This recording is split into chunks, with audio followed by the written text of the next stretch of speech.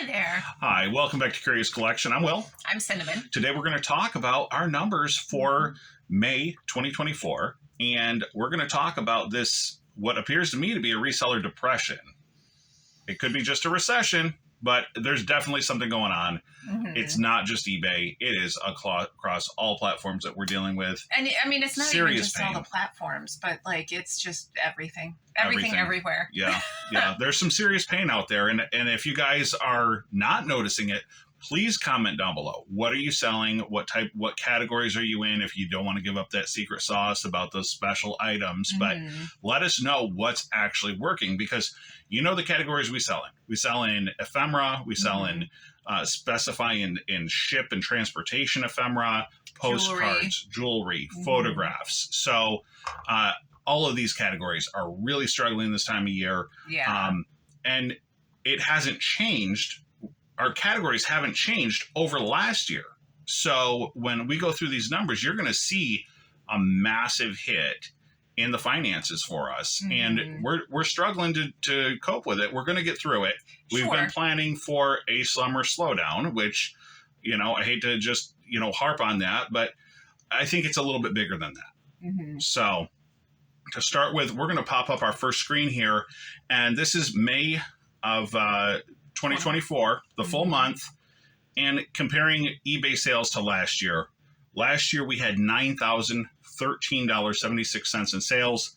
This year, $7,805.08. Yeah, which is really sad because, I feel like we've gotten better the last year. I would hope that we've gotten better. We've listed more inventory, so we have more items available in our store. Right. We've tried to purge out some of those lower performers that we've had over the course of the last year. Yeah, we're going back, refreshing, and all of it.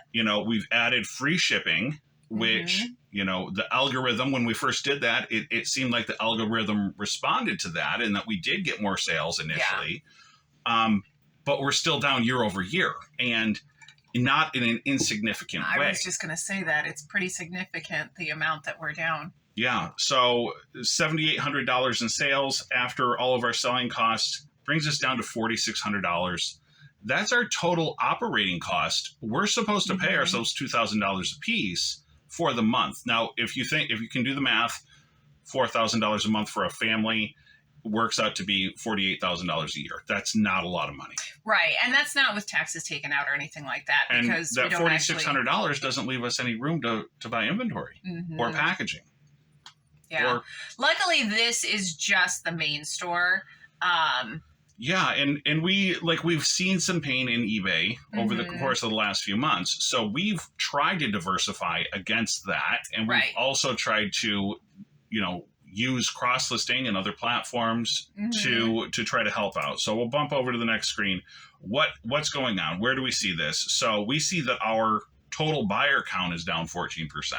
Well, and that's the thing. And I'm very curious if you guys look at your numbers and see similar buyers down, because I think that's really a big part of it. Is what are the buyer numbers across all of eBay look like?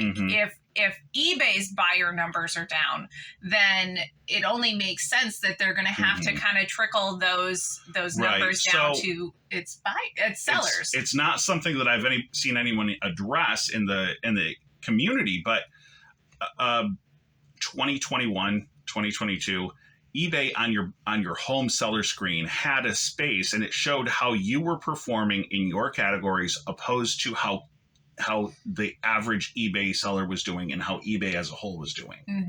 And they took that away when their sales started dropping.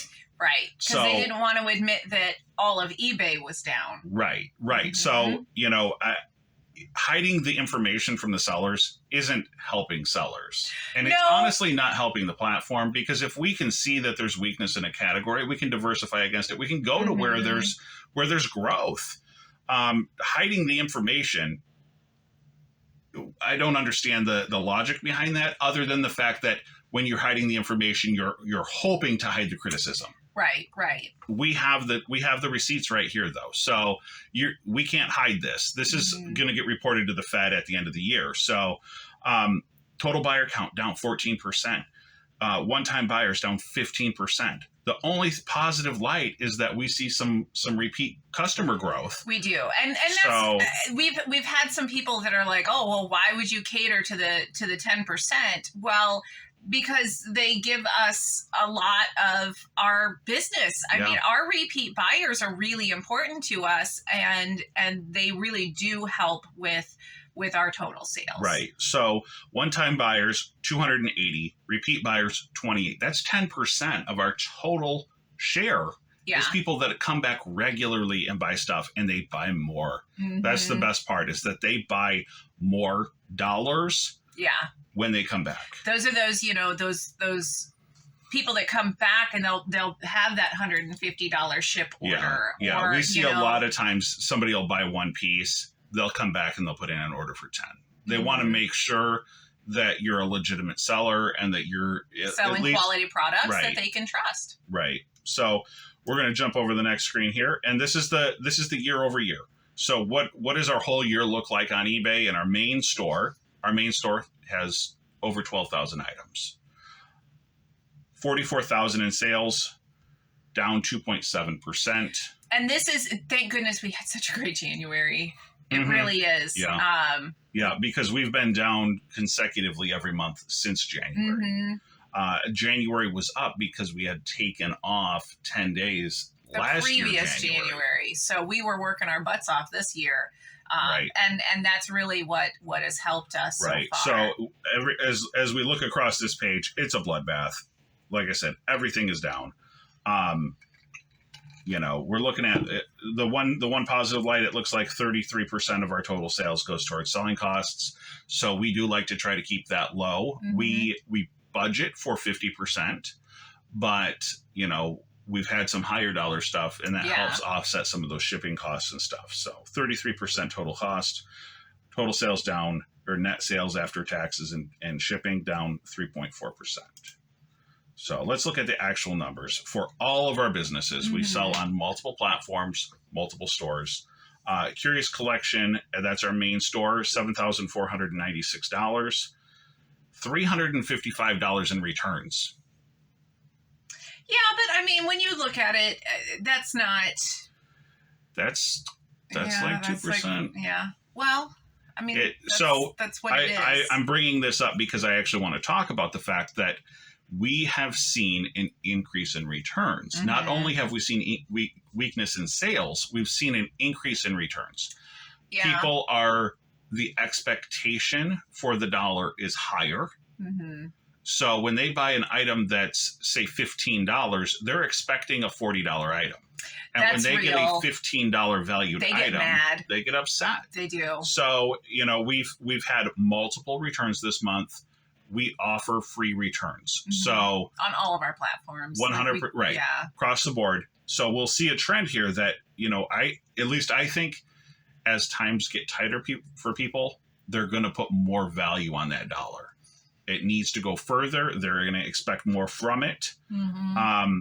So our Curious Collection ad store, I've been working hard on this, buying some fresh inventory. So we started the store in July, on July 29th, 2023. We don't have full year sales on it yet. I filled it up with taking items out of our old store, our main store, and moving them here. It's print ads and it's magazines, and that's it. So I'm trying to get it to be 10% of our total sales. At 907, we've done it. It's more than 10% of our total sales. So I'm so excited. I did spend a couple $100 this month on fresh inventory to add to that. But that's the first time you've spent money on the ad store. It is. So I'm really pleased to see that it really is taking off. Yeah, and then it's had $25 in returns. So that's 0.25%, basically. So that's nothing there. Mercari, $13.50. I think that was a little bracelet or something, or a pin. Other stores, so that was a private sale, $11.87. We had purchased something at an auction, a toy, and our son wanted it, so we made him buy it. Like that's how it is. Yep. Poshmark, we did $137. So Poshmark is starting to grow for us. It is. this week I've had, I would say I've had several sales, like 3 or 4 sales off platform this week. So, I mean, it's starting to grow. I'm very pleased. Mm-hmm. So we've talked about before, like our cross listing, we don't use an app or anything. We do it manually. We go in every day and we delist, and then we list the new items that we're listing on eBay. It's still a struggle. We have 300 items now cross listed. We've been working on it for 2 months, and it seems like a bit of a challenge still. It is. It's a lot of a challenge still. And it's so hard because I struggle with, is the time worth the energy, or the energy worth the time.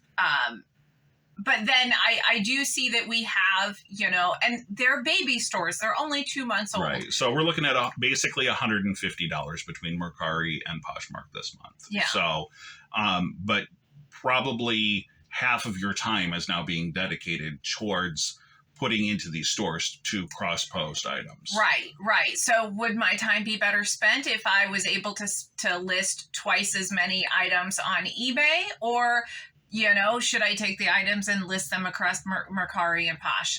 I don't know what the answer is. Right. This is what we're trying. Right. So one of the things that we've talked about, is it worth it to buy cross-listing software? Is it worth it to pay per piece, or is it worth it to get a subscription where you just have a bulk quantity? For $150, how do you, a lot of these models, they start at like $20 to $30. How do you say, well, I'm going to dedicate 20% of my product sale to a cross-lister? Yeah. I don't know that at least for us, I don't know that we're there yet.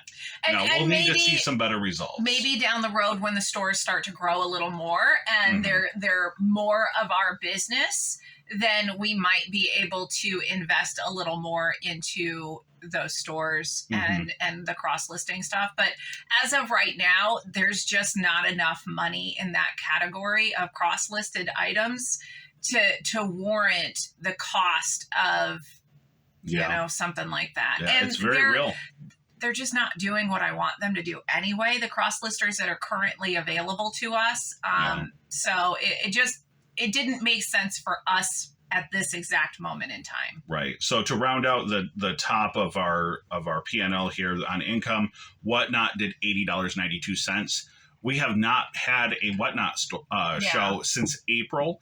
They pay you once the item's been delivered to the customer, and the customer has either left positive feedback or taken receipt without issue. So that's why we've got $80.92, because that was left over from the late April sale.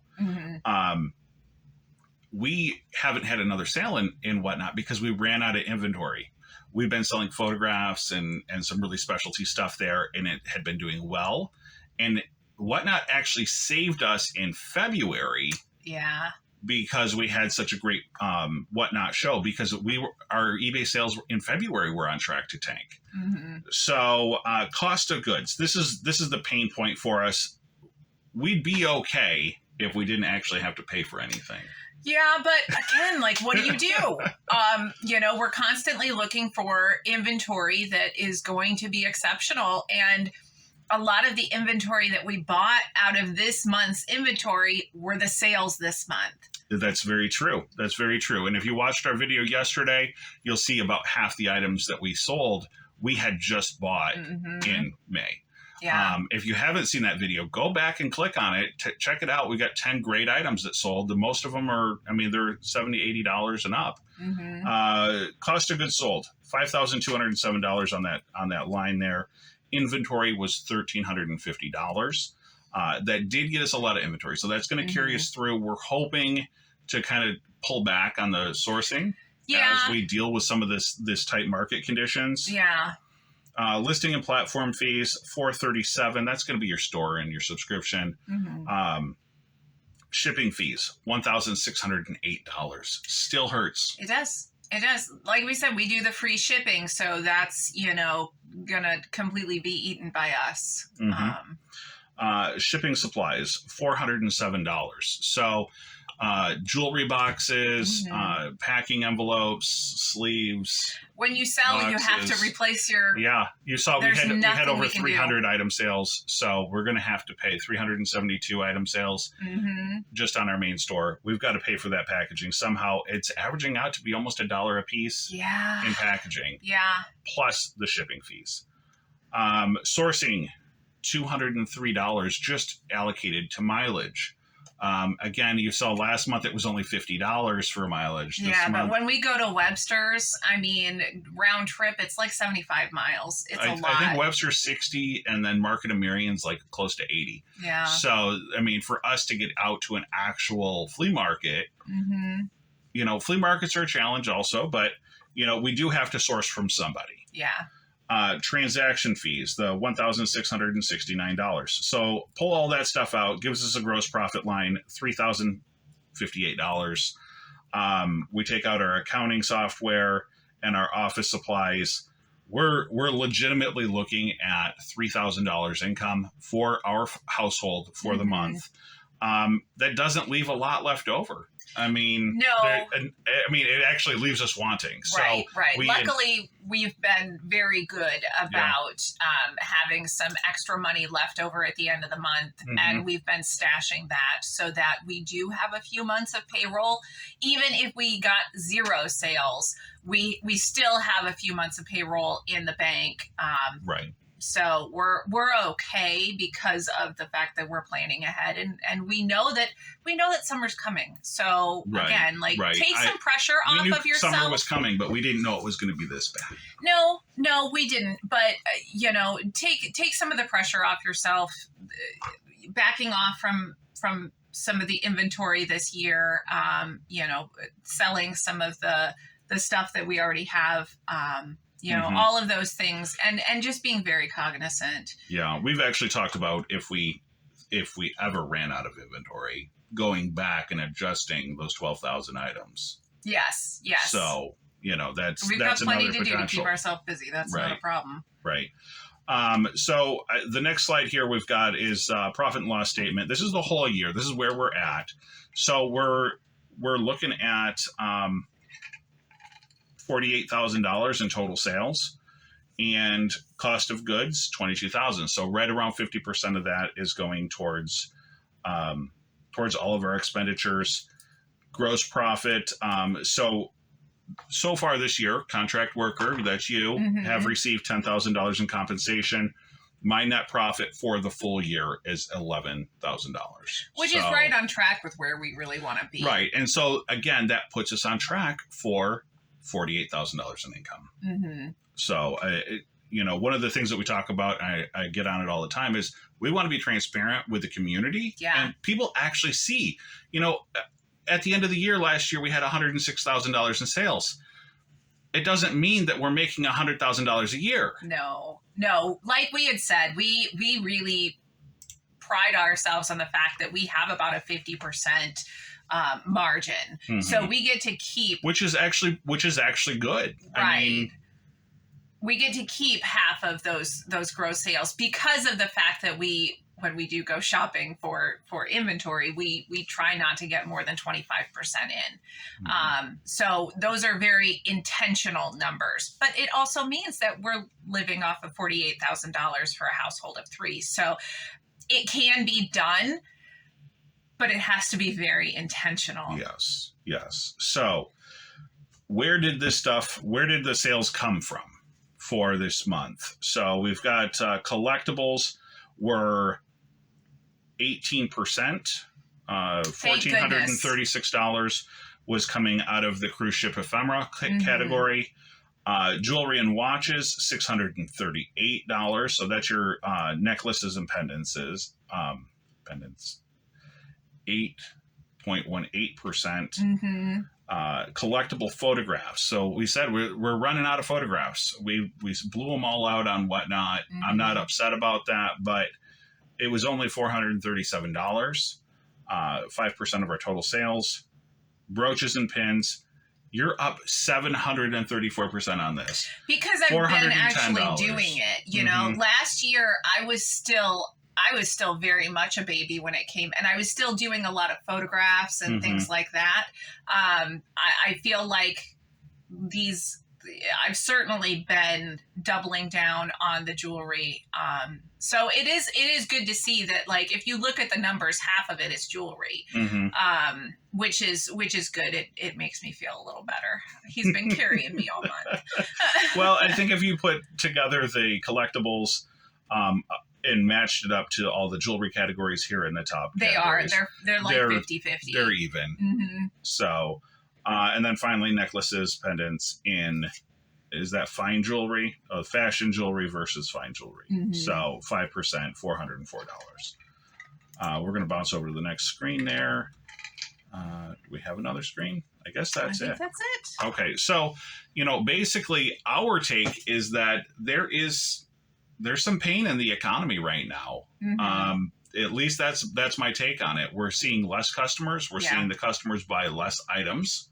Yeah. We're seeing, exceptional pieces only selling for exceptionally low value. I mean, those middle and low range items just aren't selling at all. No. And then the returns are increasing as well. Right. On all pieces, and all platforms. Yeah. So the other thing that I think is kind of noteworthy is that in the past we've seen postcards make the top 10 or top 5 categories. Yeah. No sign of postcards this month. I don't think I haven't been listing them. We got no print advertising in the top categories. Yeah. A lot of the specialty stuff that we deal in just isn't here. And then like I said, the photographs, they take up a very, very small portion of the total this month. So they're definitely interesting numbers. They certainly are. So please like and subscribe if you haven't done so already. And please comment on the video. What are you seeing? Are we just sitting in the corner by ourselves and everybody else is winning? Or is this broad? Is this across? And like looking at your categories and things, what things are doing better for you right now? And is it that you're selling barbecue supplies and so they're just taking off and they're doing great? Summer supplies, pools, things like that. What is working right now? Because that would be very interesting to find out. It would, yeah. I don't know that we're going to change our business model to match up. If somebody tells me that swimsuits are hot right now, I'd believe them. But I don't think we're going to end up going into that direction. So I'm just very curious. What's working for you right now? So thank you so much for stopping in. Good luck to you guys out there.